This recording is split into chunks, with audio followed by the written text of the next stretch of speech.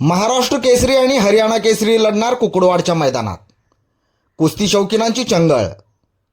नमस्कार, आपण पाहत आहात क्रांतीपत्र न्यूज.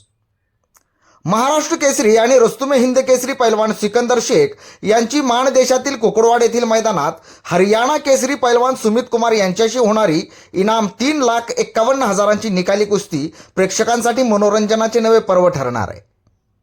शनिवार दिनांक 4 एप्रिल रोजी श्री ज्योतिर्लिंग यात्रा व हनुमान जयंतीनिमित्त आयोजित कुस्तीच्या महादंगलीमध्ये हे दोन्ही मल्ल एकमेकांना भिडणार असून यासोबतच अजून प्रसिद्ध मल्लांच्या प्रेक्षणीय कुस्ती आयोजित केल्या आहेत.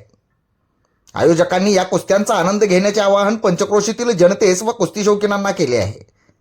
इनामी रुपये 3,51,000साठी पैलवान सिकंदर शेख व पैलवान सुमित कुमार एकमेकांना टक्कर देतील, तर इनामी 2 लाख रुपयेसाठी पुण्याचा मल्ल साकेत यादव व सोलापूरचा मल्ल समीर शेख यांच्यात लढत होईल. इनामी कुस्ती 1 लाखांसाठी 3 कुस्त्या जोडण्यात आल्या असून अनुक्रमे पहिली कुस्ती पैलवान निखिल कदम विरुद्ध विनायक वास्कर यांच्यात, तर दुसरी कुस्ती माणदेशी पैलवान विनायक दिडवाग विरुद्ध पैलवान रोहित मोढळे यांच्यात होत असून तिसरी लढत पैलवान अक्षय कावरे विरुद्ध राजेंद्र रुपनवर यांच्यात होणार आहे.